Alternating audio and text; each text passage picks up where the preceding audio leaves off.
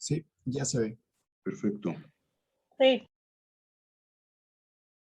Nos vamos a hablar un poco acerca de este tema, ¿no? De los bebederos para colibríes.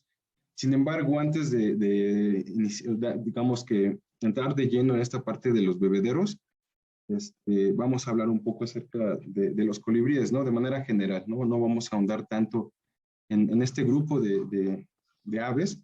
Sin embargo, voy a dar como algunos datos generales que me parece interesante que ustedes conozcan, ¿no? Que sepan de estos pequeños, de esas pequeñas aves voladoras muy veloces, ¿no? Entonces vamos a hablar de ello. Antes del tema de los bebederos, la siguiente clase vamos a entrar ya más de lleno en esta parte, ¿no? De los bebederos, digamos en cuanto a la parte teórica, por así decirlo. Sin embargo, también hoy vamos a iniciar con la parte práctica en cuanto a la construcción de nuestro bebedero, ¿vale? Entonces, bueno, los colibríes son uno de los grupos de aves más numerosos y diversos del mundo, ¿no? Este tipo de aves son de los más diversos que hay en todo el mundo. Y bueno, pertenecen al orden de los apodiformes, que digamos que en griego quiere decir pies pequeños, ¿no? Y bueno, junto con dos familias de vencejos, se agrupan en la familia de Trochilidae. Y bueno, de estos dos grupos, de estos dos tipos de aves, se sabe que existen alrededor de 330 especies, ¿no? Y bueno, son aves inconfundibles, ¿no? Por su morfología, conducta y hábitos, y es posible encontrarlas prácticamente en todos los ecosistemas, a excepción de zonas con climas muy fríos. Y algo también que es muy interesante es que la distribución de este grupo de aves, ¿no?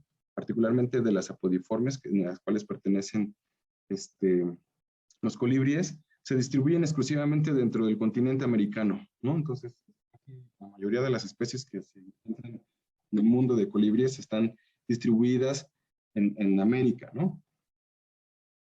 Y bueno, la distribución de estas aves va desde Alaska hasta Chile, ¿no? Entonces podemos encontrar algunas especies, inclusive en estas regiones al norte, que pues son regiones bastante agrestes, ¿no? En cuanto a las condiciones climáticas, pues son zonas muy frías, ¿no? Sin embargo, hay especies de colibríes que ya se han adaptado a estas condiciones y podemos encontrar especies desde estas latitudes, ¿no? Entonces, pues para que vean cómo, digamos, las adaptaciones que han tenido estas pequeñas aves, ¿no? Imagínense estas pequeñitas aves en estos climas, ¿no? Muy fríos, ¿no? Entonces, es interesante cómo es que estas aves se han adaptado bien a varias condiciones climáticas. Sin embargo, la mayor diversidad que vamos a encontrar de estas aves, ¿no? De las especies de este grupo, que van a ser encontradas en las regiones tropicales, ¿no? Digamos que en los trópicos es donde vamos a encontrar una mayor diversidad de especies de colibríes, ¿no? Digamos que desde la parte tropical de México, ¿no? Inclusive en algunas partes del norte de nuestro país, vamos a ver que va incrementando como la diversidad. Eso es lo que un poco se muestra en el mapa, es como el gradiente de riqueza de especies de colibríes, ¿no? Entonces vemos que a partir de nuestro país para abajo va a haber una mayor diversidad, ¿no? Una mayor riqueza de especies de este grupo de aves. Entonces eso es algo bastante interesante también, ¿no? Pero pues que tiene sentido, ¿no? O sea, se adapta mucho mejor a condiciones climáticas con un poquito más de calor, ¿no? Son, digamos que, digamos, de manera general, la diversidad biológica que encontramos en el mundo se encuentra mayormente concentrada en estas regiones, ¿no? En las zonas tropicales, donde hay condiciones mucho más favorables, digamos, para la mayoría de las especies, ¿no?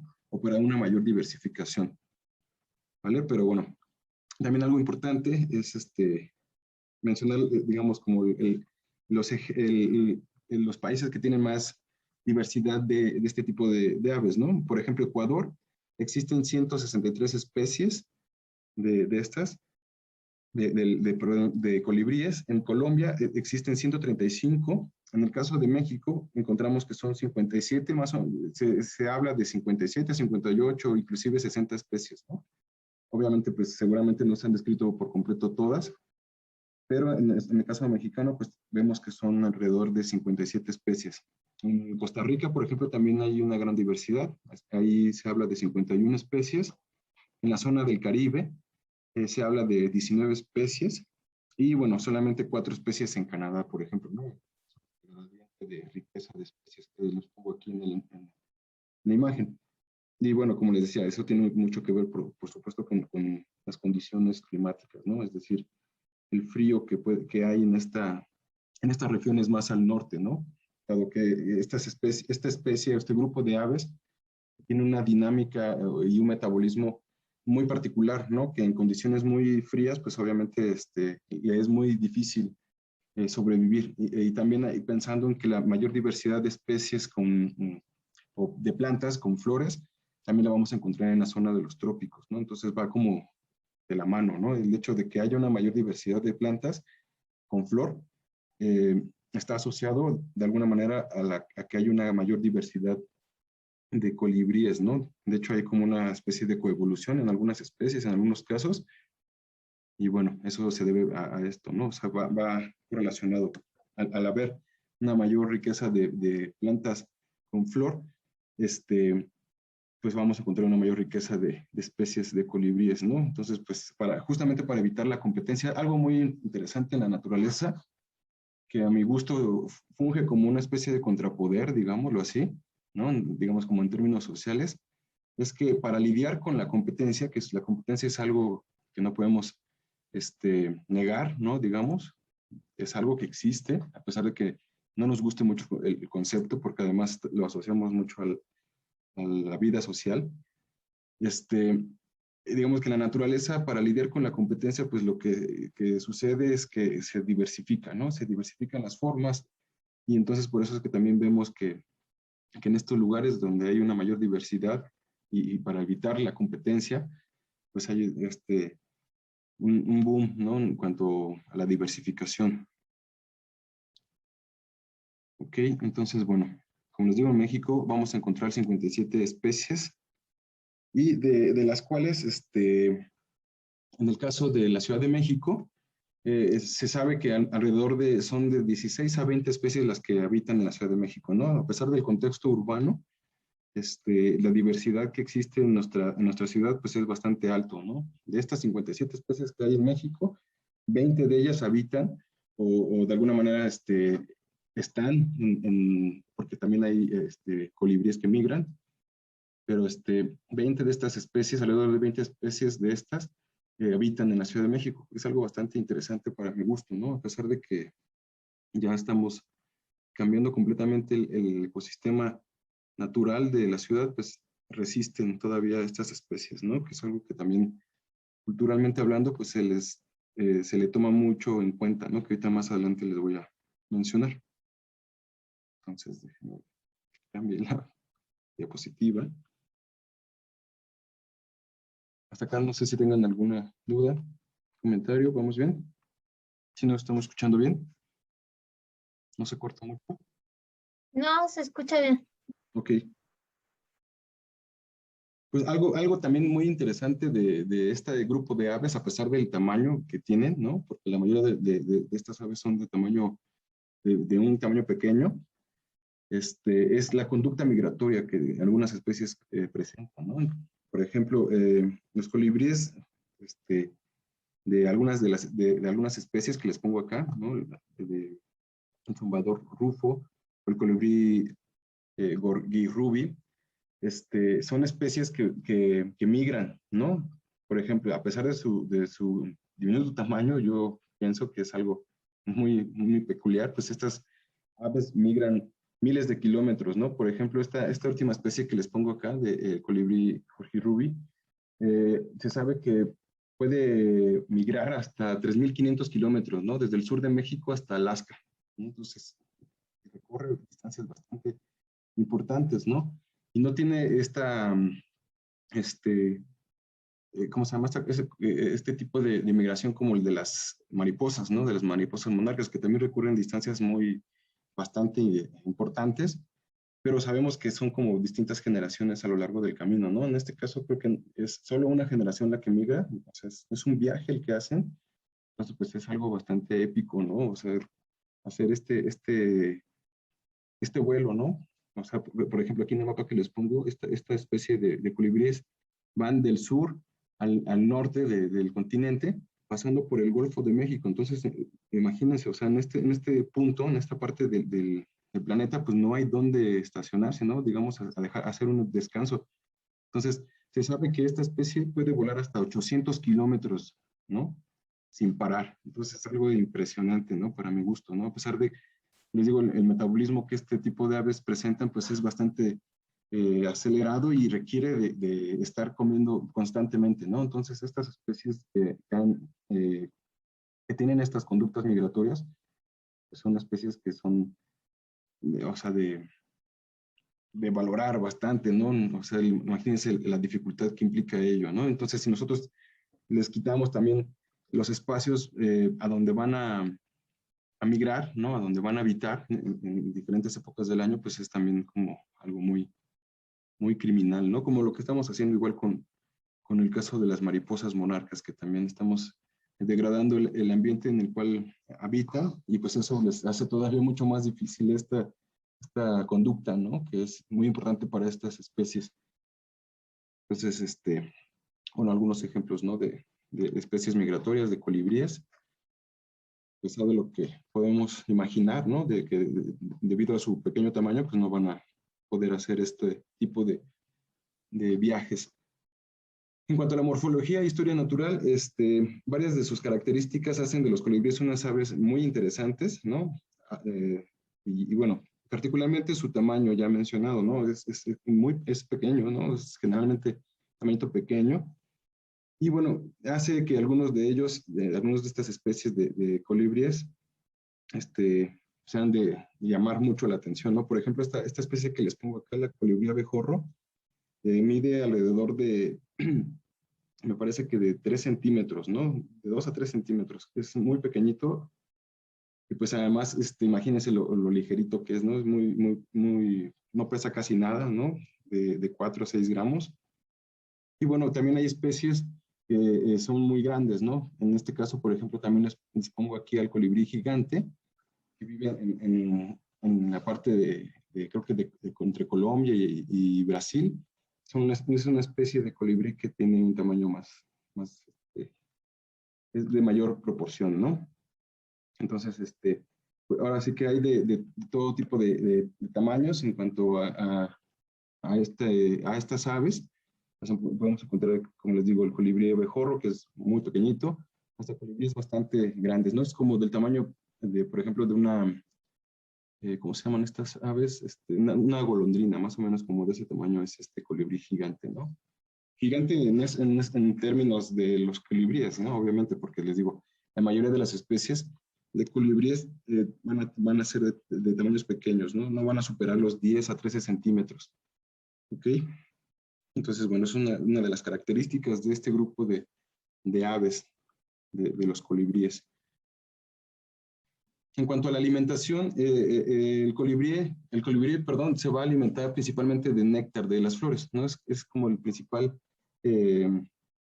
alimento para estas aves, ¿no? El azúcar que se va a formar dentro de las flores es el principal alimento que van a estar consumiendo. Y bueno, se sabe que son polinizadores de más de 1000 especies de plantas, ¿no? Inclusive deben de ser muchas más especies las que están polinizando, ¿no? Debido a este comportamiento en el cual visitan las plantas para obtener el néctar que requieren para sobrevivir, ¿no? Entonces, la mayoría de las especies, este es su principal alimento, sin embargo, también se alimentan de algunos otros pequeños insectos, hormigas, pulgones, ¿no? En algunos casos. Y bueno, entre las plantas más comunes que se utilizan para la alimentación del colibrí, se encuentran, por ejemplo, muchas especies de salvia, que les pongo aquí una fotito, muchas especies. La flor es así, de este tipo, es como una trompetita, ¿no? Abierta, inclusive parece como la flor de una orquídea, ¿no? Las orquídeas tienen una configuración floral particular y el caso de las flores de la salvia son parecidas a la de las orquídeas, ¿no? Pero bueno, generalmente las flores que utilizan para su alimentación son flores que tienen forma de trompetita, ¿no? O que digamos que las estructuras donde se forma el néctar tienen una estructura de tubito, ¿no? O de trompeta, pues, ¿no? Como les pongo aquí también aquí en esta otra imagen. En el caso, por ejemplo, de esta planta que se llama cepillo, también digamos que la estructura de nectárea, donde se forma el néctar, tiene esta forma como de trompetita, ¿no? Entonces, les gusta este tipo o más bien se han adaptado, no es que les guste, más bien se han adaptado, han evolucionado a alimentarse de este tipo de plantas que generan estas flores con formas de trompetita, ¿no? De tubos largos. Y bueno, según su comportamiento, ¿no? De alimentación podemos distinguir dos conductas principales. Los colibríes territoriales, que son los que defienden activa y agresivamente su área de alimentación, y bueno, van a defender los cúmulos florales que se concentran en algunas plantas, ¿no? Entonces, hay colibríes que son muy aguerridos y que van a estar, digamos, cuidando mucho su territorio de alimentación, ¿no? Entonces, vemos de repente que, no sé si ustedes han notado por ahí, que de repente están peleando los colibríes, ¿no? Por alimentarse. Inclusive yo he visto, por ejemplo, colibríes que ahuyentan a otros bichos que también se alimentan de néctar, ¿no? Por ejemplo, abejas, abejorros, mariposas, ¿no? Los ahuyentan y cuidando, tratando de reservar como esa parte, esa franja. Entonces es muy importante la conservación de la flora, ¿no? Para que el colibrí pueda sobrevivir, ¿no? Entonces, el otro comportamiento digamos, va a ser debido a una conducta reproductiva, ¿no? También se sabe que los colibríes tienen unas conductas muy, hasta cierto punto agresivas entre machos cuando están en esta etapa de reproducción. Y estas dos características, bueno, esta conducta un poco agresiva, digamos, pues es retomada por algunas culturas prehispánicas que ahorita les voy a mencionar, ¿no? Más adelante, ¿no? Que es algo que retoman digamos, del colibrí y lo adaptan un poco como a las cuestiones culturales de algunos pueblos indígenas, ¿no?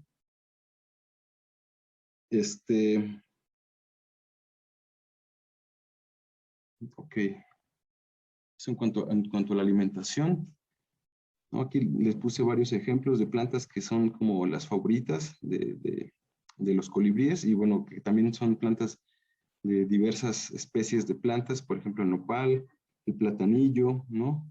Que hay dos tipos de flores que genera el platanillo. Bueno, depende de la especie, pero bueno, hay un montón de flores de las cuales se puede alimentar, ¿no? Por ejemplo, ustedes en casa podrían, tener, si tienen plantas con flor, por ejemplo, el tomillo, ¿no? Que es una planta que además se puede consumir, les encanta, ¿no? Por ejemplo, el tomillo, ¿qué otra les gusta?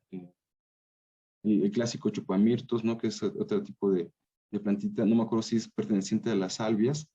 Los nopales también les gusta bastante. ¿Qué otra podemos tener?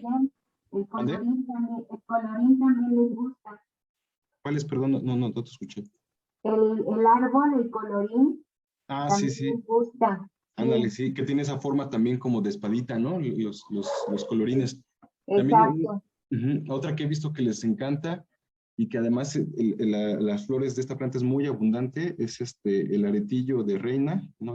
Por ahí creo que tengo una foto, que es muy común como en nuestras casas, ¿no? Aquí en esta zona bueno, en el país he visto mucho que en las casas se tiene una macetita o se cultiva esta planta, ¿no? El aretillo de reina, no me acuerdo cuál es la especie, el nombre científico. Y también la bugambilia, ¿no? Es otra planta que les gusta bastante, y que les digo, tienen mucha flor y bueno, le da cabida a varios organismos, ¿no? O varios individuos de colibríes, ¿no? Entonces, son plantas que nosotros podemos tener, ¿no? Que también es algo que tenemos que tener en cuenta. O sea, ahorita nosotros vamos a hablar un poco más del caso de los bebederos, pero la onda no es que sustituir digamos, las flores por bebederos, ¿no? Sino que, bueno, es una alternativa, yo les decía, ¿no? La clase pasada. Lo cierro aquí porque ya empezó a llover. A ver si nos quedamos sin luz. Pero como les decía, entonces son polinizadores de alrededor de más de 1000 especies, ¿no? Entonces, de plantas.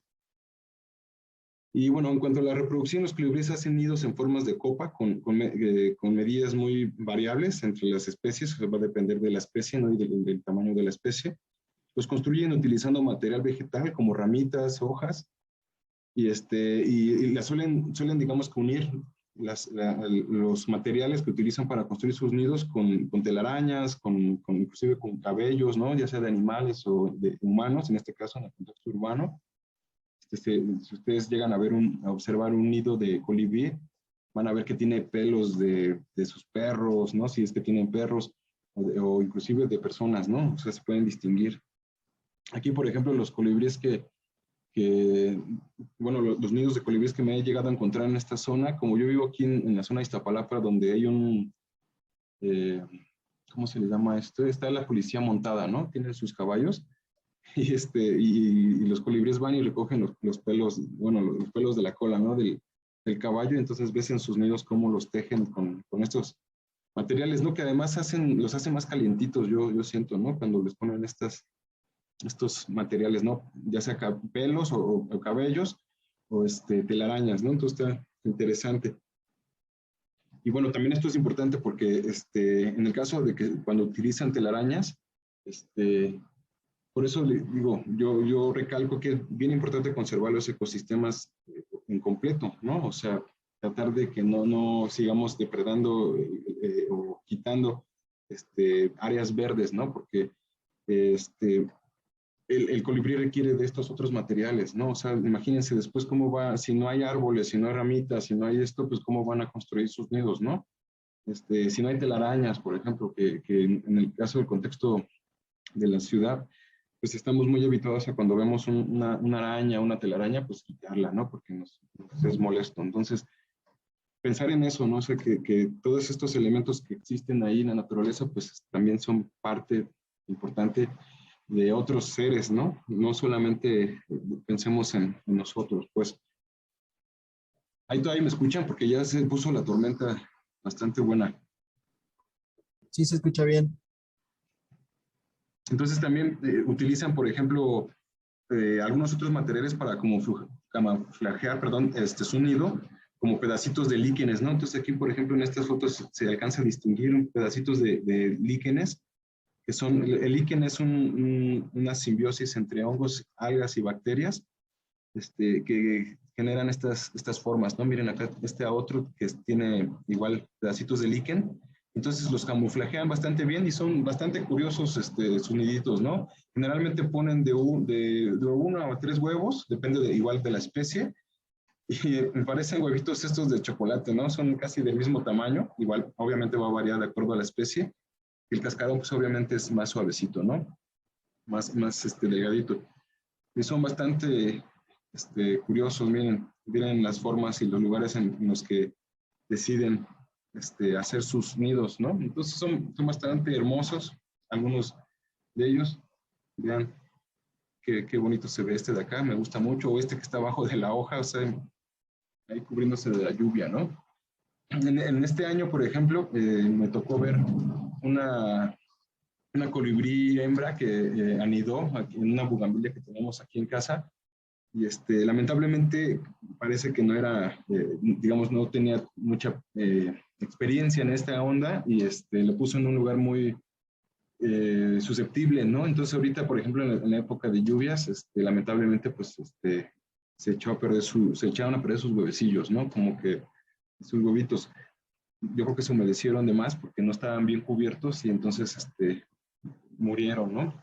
Y entonces, nuevamente, en este sentido es importante conservar todo el ecosistema porque requieren de estos espacios para anidar, ¿no? O sea, por eso, a pesar de que nosotros le vayamos a dar énfasis a esta cuestión de los bebederos, ¿no? Porque una de las cuestiones es de que la alimentación del colibrí es, como les decía, muy intensa, ¿no? Requieren de estar consumiendo cada alrededor de cada 10 minutos estar consumiendo néctar para mantener su dinámica, ¿no? Sus conductas. Ustedes han visto que los colibríes vuelan muy rápido, el aleteo de los colibríes es de 60, inclusive hasta 120 aleteos por minuto. Imagínense lo que significa eso en términos energéticos, ¿no? Entonces, debido a ello, es importante que mantengan una fuente constante de alimentación, ¿no? En este caso de néctar. Por eso les digo, conservar el ecosistema por completo, pues es darles cabida a estos seres, ¿no? Nosotros vamos a tratar de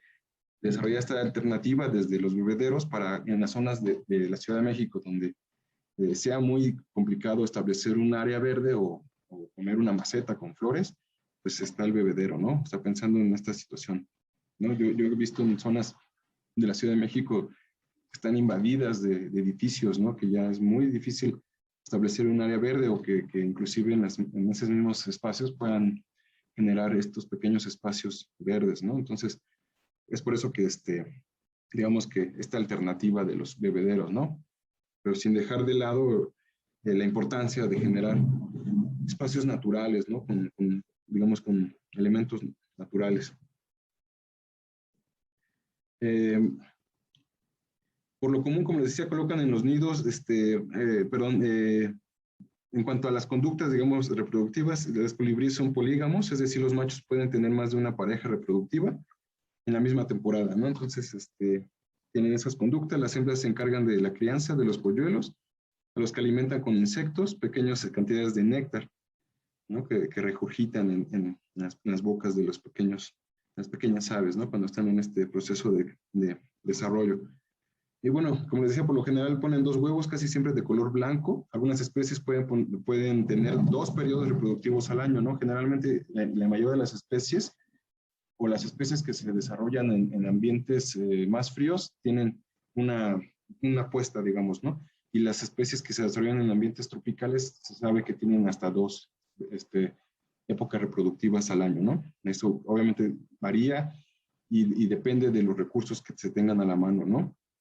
Entonces también por eso es importante esta onda de la alimentación, porque pues obviamente si no tienen una buena alimentación, pues es difícil que la conducta reproductiva se continúe y obviamente pues la especie empieza a mermar, ¿no? Empieza a reducir su población y puede generar problemas en cuanto a que vaya a la extinción, pues, ¿no? En esos términos.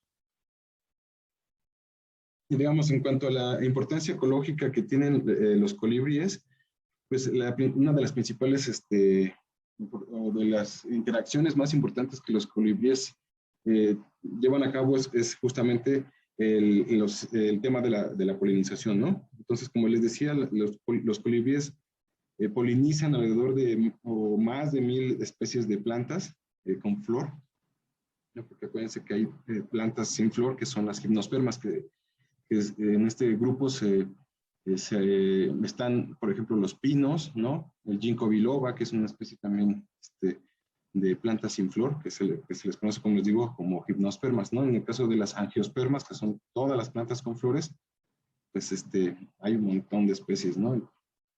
Y bueno, los colibríes son uno de estos organismos que fungen como polinizadores de estas plantas con flores, ¿no?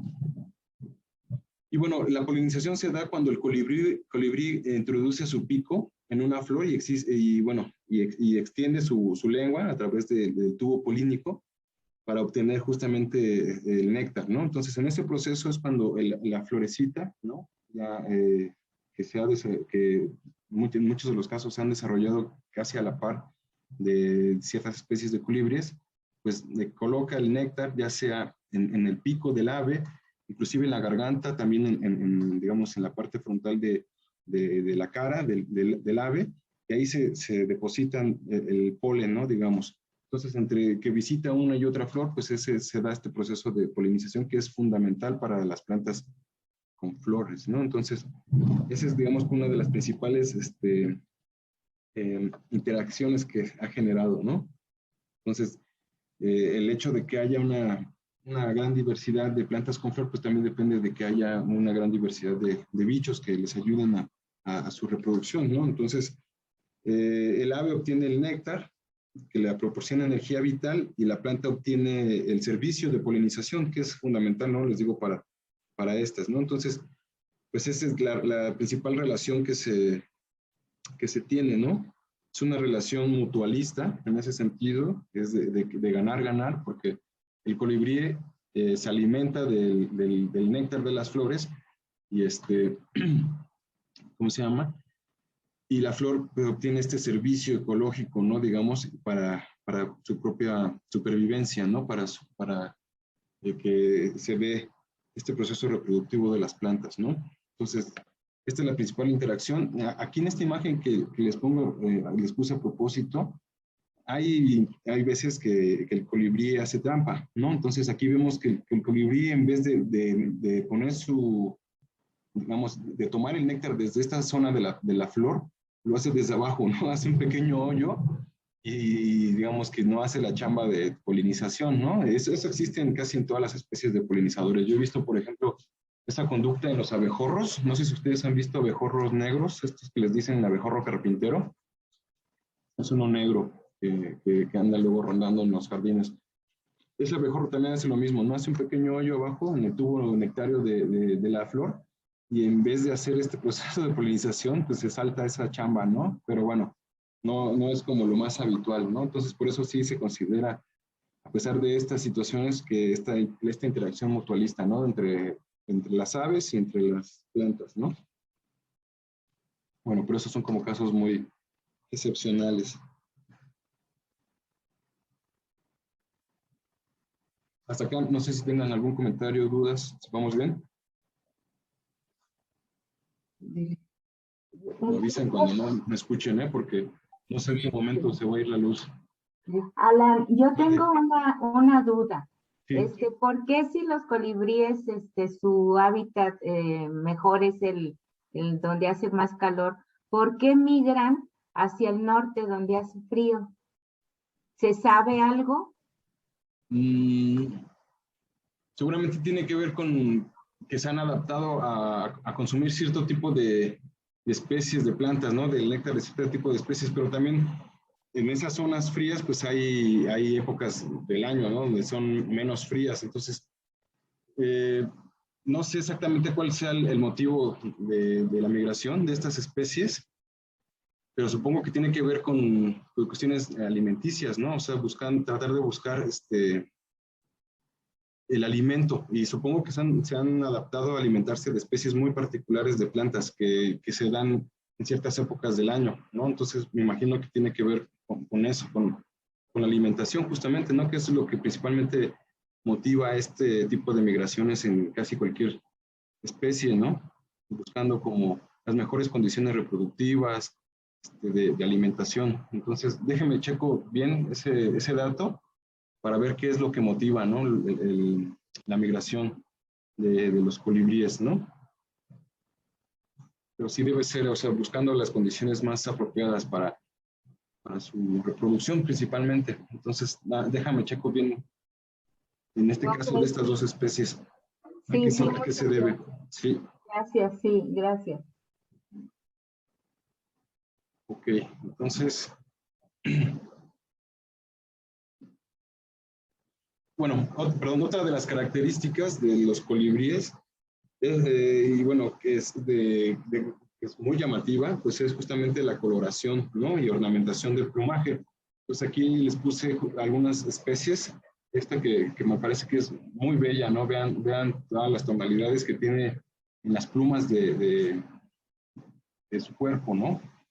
Entonces, eso es algo también que es muy característico de este grupo de aves, que las coloraciones y la ornamentación es bastante llamativa, ¿no? Y bueno, se da principalmente dentro de cada especie de colibríes, se da principalmente esta coloración en el macho. Sin embargo, hay especies de colibríes que ambos individuos, ¿no? Tanto la hembra como el macho, presentan esta gama de colores, ¿no? Pero generalmente el macho, en el caso de las aves, casi siempre es en el caso, son los machos los que tienen estas coloraciones, ¿no? Son como, digamos que en términos evolutivos, este tipo de ornamentación así, y colorido, pues representa o habla un poco de la salud del individuo, ¿no? Entonces, los individuos que tienen una mayor coloración o que tienen una mayor ornamentación son individuos mucho más saludables y entonces las hembras eligen a este tipo de organismos. Suena medio feo, ¿no? Porque digamos que si lo vemos en términos sociales, pues eso, yo he escuchado a muchos biólogos y ecólogos que utilizan estos argumentos para como hacer como este tipo de clasismos, ¿no? De que la gente perfumada y que mejor vestida y estas cuestiones, pero no se puede aplicar de la misma manera, ¿no? Esto es distinto. En el caso de los animales es diferente, ¿no? Esas cuestiones. O sea, a pesar de que sean más bellos, que tengan un mayor colorido y que entre machos pueda haber esas diferencias, tiene que ver más bien con otras cuestiones, ¿no? O sea, por ejemplo, un macho que tiene una mayor coloración o que tiene, o que se ve a simple vista muy saludable, pues es un individuo pues, que tuvo una mejor alimentación, por ejemplo, ¿no? O sea, que tuvo acceso a recursos, ¿no? Es por eso se utilizan mucho estos argumentos para trasladarlo a lo social, ¿no? Y hacer digamos, estas formas de clasismo, pero les digo, no hay que verlo desde esa perspectiva, porque no es así. En la naturaleza no funciona de esa manera, ¿no? Pero bueno, eso en cuanto a que el macho presenta generalmente un mayor desarrollo de la ornamentación y del colorido del plumaje. El plumaje es iridiscente, ¿no? No sé si ustedes han visto a los colibríes. Cuando están en la sombra, hay especies, por ejemplo, que cuando están en la sombra se ven más oscuros, ¿no? Su coloración es más oscura. Sin embargo, cuando les da el sol, ¿no? Dependiendo del ángulo que les dé o la intensidad de la luz que se refracte en las plumas del ave, van a generar diferentes tonalidades, ¿no? Entonces a eso se le conoce como iridiscente. Y bueno, son reflejos, ¿no? de metálicos, por ejemplo, casi siempre en estas aves, ¿no? Tienen esas tonalidades. Y bueno, esto lo menciono porque también esto lo tienen que ir retomando un poco para cuando hagamos nuestro bebedero, ¿no? Para un poco como ir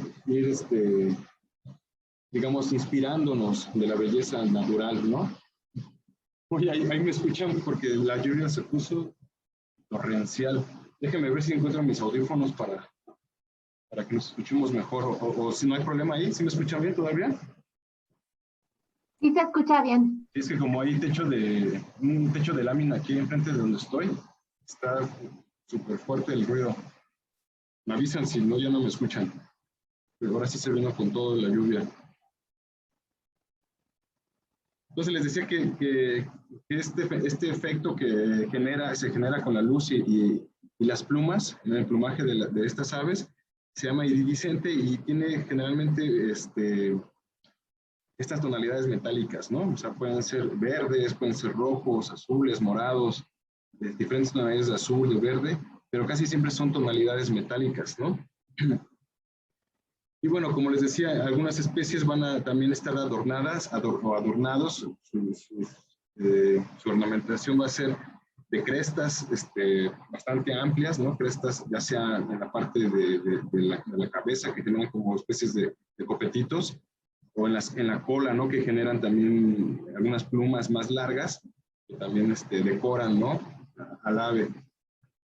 Y bueno, se sabe que la peculiar coloración de las plumas es resultado de un proceso estructural y las plumas están constituidas por capas de queratina, ¿no? Es una de las moléculas que constituye al plumaje de las aves, la queratina. Y bueno, también están constituidas de una proteína transparente que produce diferentes tonalidades, ¿no? Eso es lo que le da esta coloración, debido a la presencia de pigmentos que principalmente se sabe que son de tipo de melanina, ¿no? La melanina es un pigmento que no solo lo obtienen las aves u otros organismos, también nosotros en nuestra piel tenemos melanina, ¿no? En el caso, por ejemplo, ¿cómo se llama? De las poblaciones africanas o de piel negra, se sabe pues que tienen un mayor contenido de melanina, ¿no? En el caso de las poblaciones europeas, por ejemplo, pues fueron como reduciendo la concentración de melanina o fue cambiando hacia otras coloraciones. Pero ese mismo pigmento, pues, está presente en las plumas de estas aves y eso es lo que genera estas coloraciones, ¿no? Este pigmento.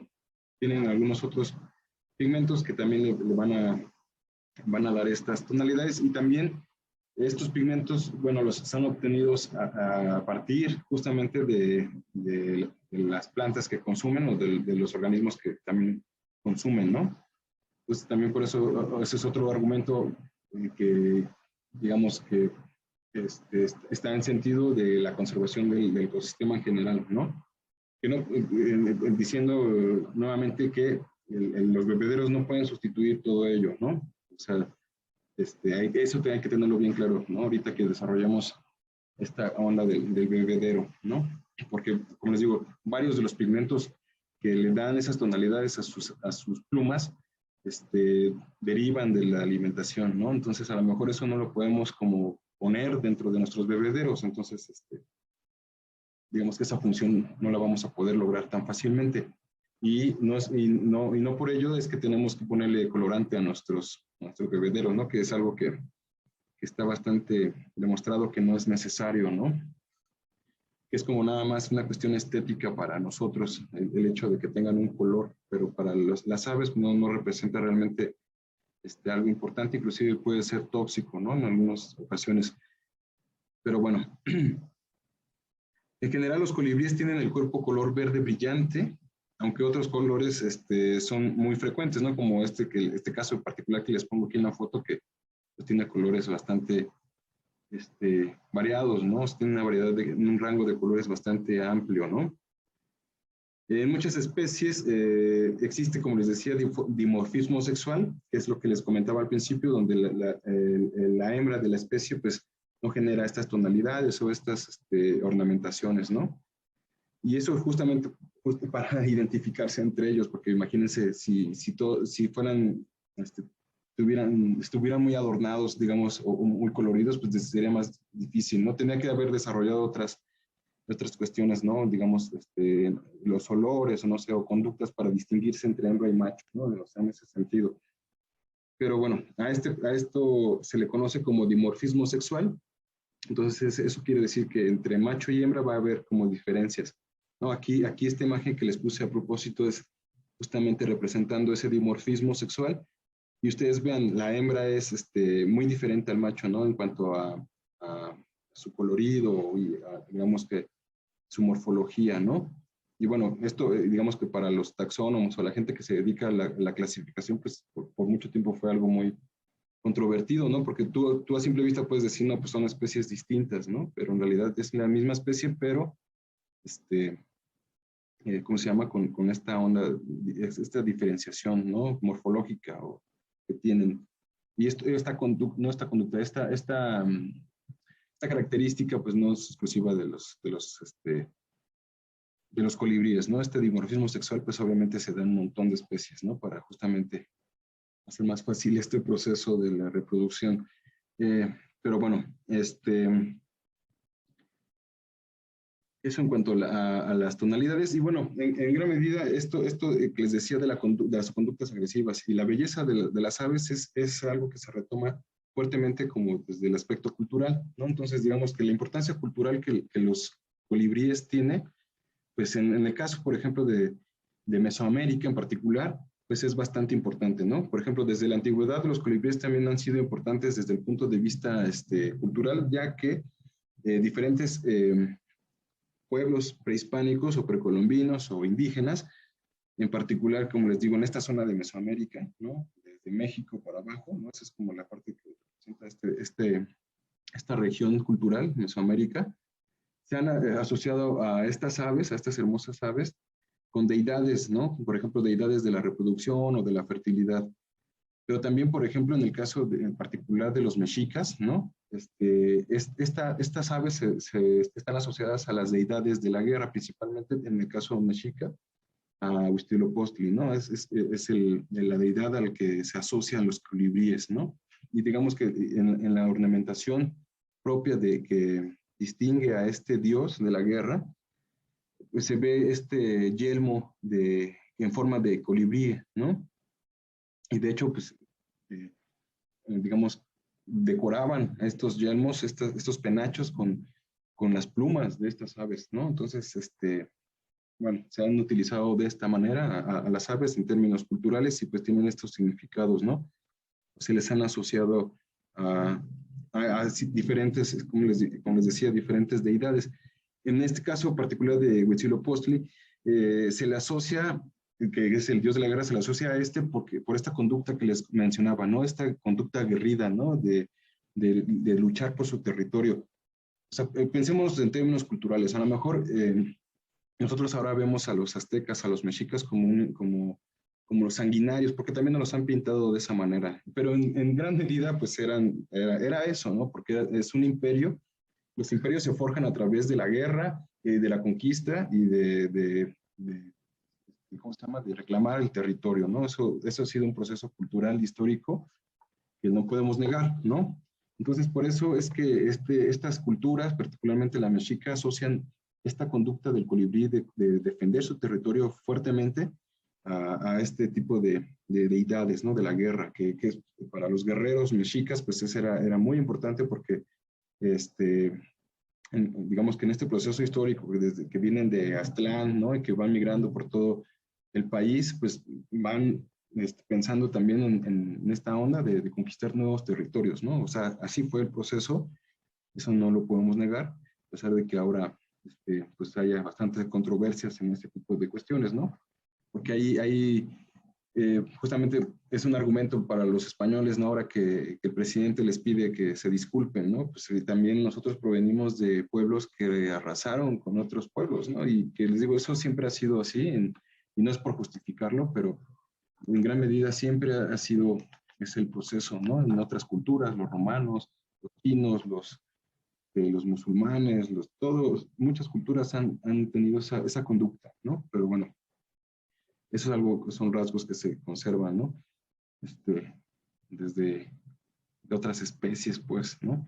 Ahí las hormigas, pues también son guerreras, pero no, o sea, no por eso justifico esas cuestiones, ¿no? Pero, o sea, son esas reliquias evolutivas que quedan impresas en nuestros genes y que también de alguna manera explican estas conductas, ¿no? Del ser humano, que también es importante, ¿no? Y que es parte como de la ecología social de la especie humana, y que digamos, no es por justificar, sino por también entender por qué es que somos así, ¿no? También, ¿no? Pero no estos determinismos biológicos van a definir siempre las cuestiones, ¿no? O sea, ahorita, por ejemplo, ya ese tipo de conductas pues ya no tendrían sentido, ¿no? Porque ya el desarrollo del conocimiento y tecnológico, si lo quieren, pues ya no deberíamos de seguir que estas conductas guerreras sigan marcando las pautas, ¿no? Del desarrollo social, ¿no? Porque eso ya lo tenemos que cambiar. Pero bueno, se puede entender desde estas perspectivas. No sé si estoy haciendo muchas bolas, pero bueno, ustedes díganme.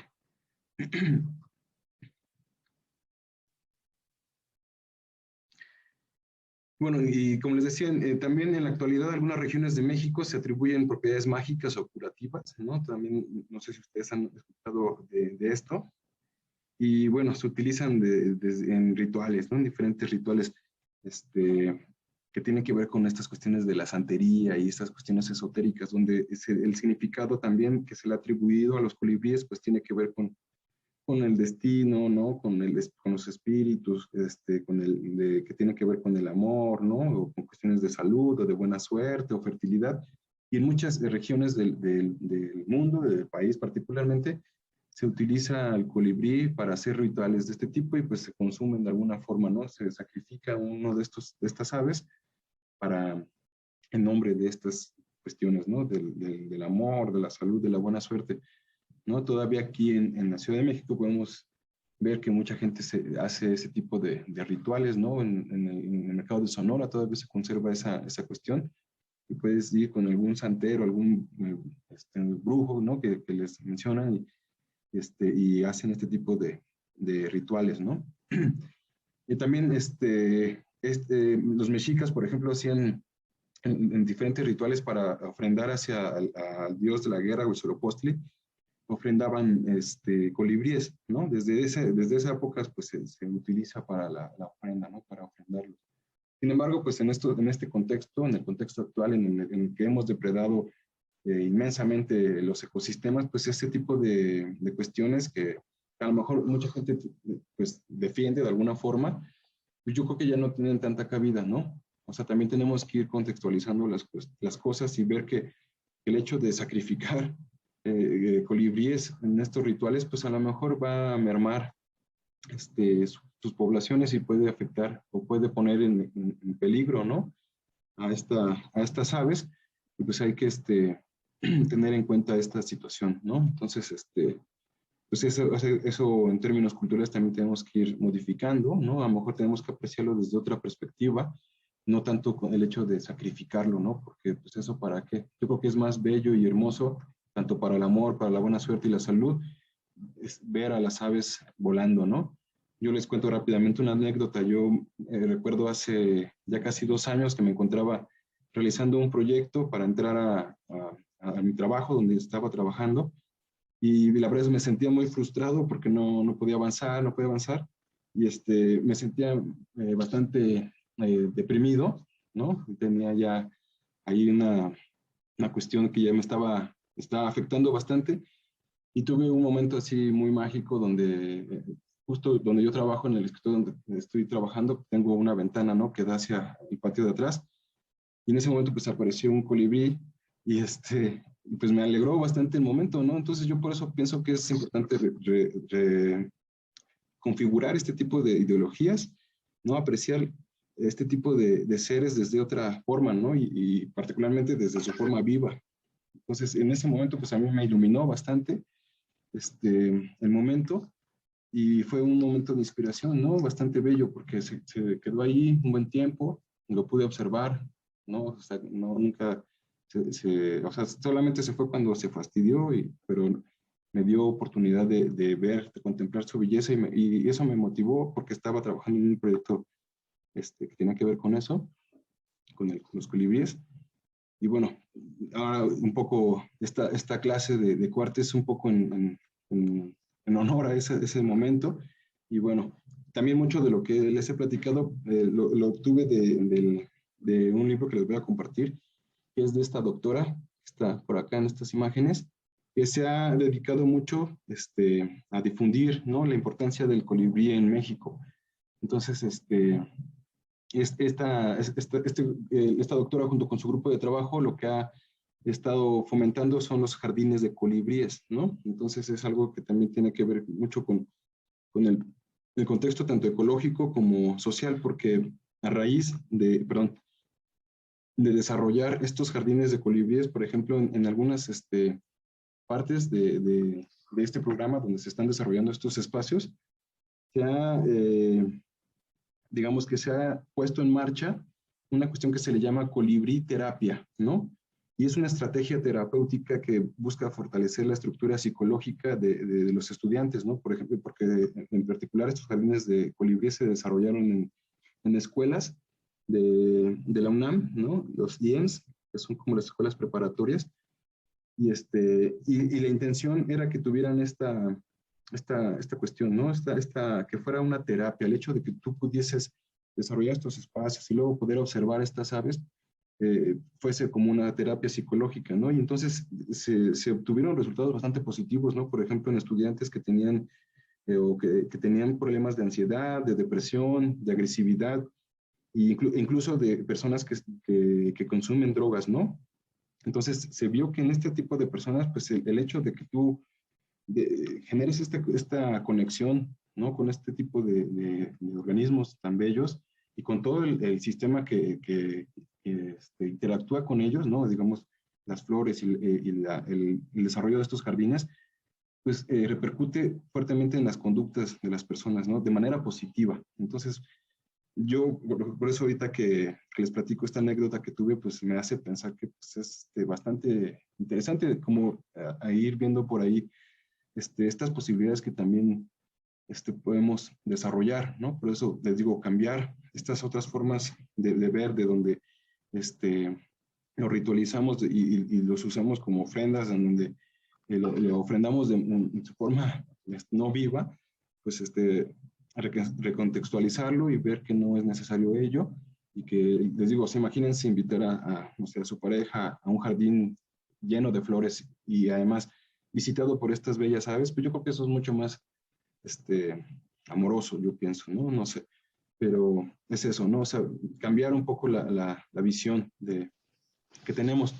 Y algo que me gusta mucho que hace esta doctora es que ella, por ejemplo, enseña estas técnicas de los bebederos de colibríes y así, pero ella lo que busca principalmente es la conservación de los ecosistemas, ¿no? Que es algo que, como les decía, es fundamental para la conservación, por ejemplo, de estas aves y de todos los seres que acompañan a los espacios verdes, ¿no? Que están llenos de vida.